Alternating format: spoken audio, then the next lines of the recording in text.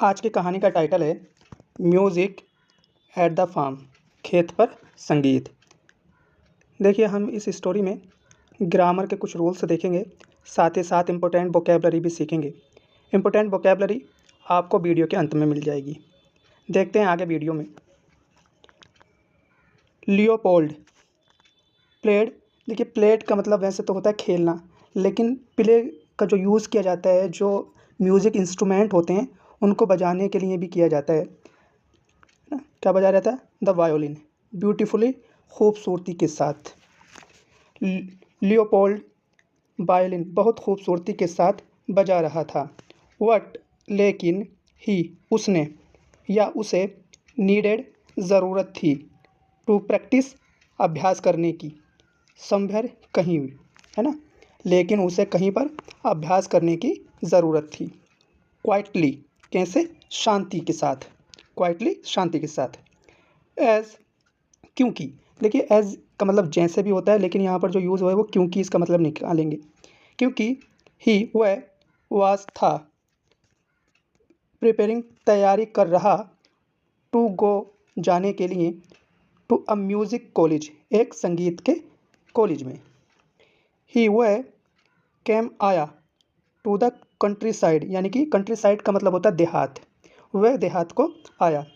And और found, found का मतलब होता है पाना, है ना। द बेस्ट प्लेस, सबसे अच्छा स्थान। कहाँ पर? नियर अ स्ट्रीम, एक धारा के पास, है ना। उसने एक बहुत ही अच्छा स्थान पाया।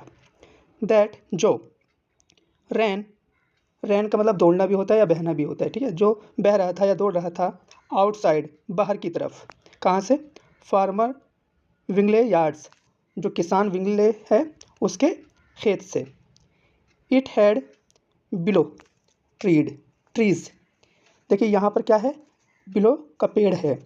एंड और वाज था सो ब्यूटीफुल, इतना खूबसूरत, और वह इतना खूबसूरत था। दैट की ही वह सेटल डाउन, सेटल डाउन का मतलब होता है बैठ जाना। सेटल का मतलब बसना होता है, डाउन है तो नीचे बस गया, नीचे बैठ गया। टू प्ले, बजाने के लिए, ठीक है।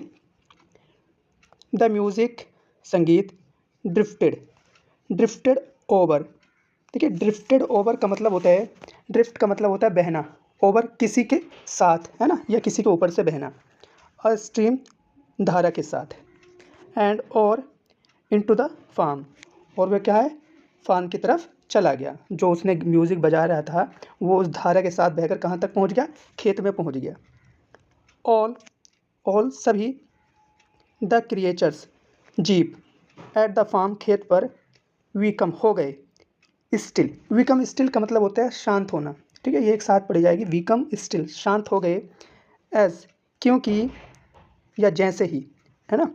द नोट्स कम क्लियर, जैसे ही नोट्स, यानी कि नोट्स होता है संगीत की जो धुनी होती है ना, उसको नोट्स कहते हैं। संगीत की ध्वनि साफ हुई।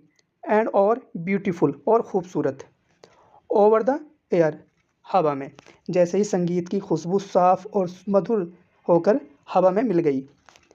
इवन भी, द ट्रीज, पेड़ भी।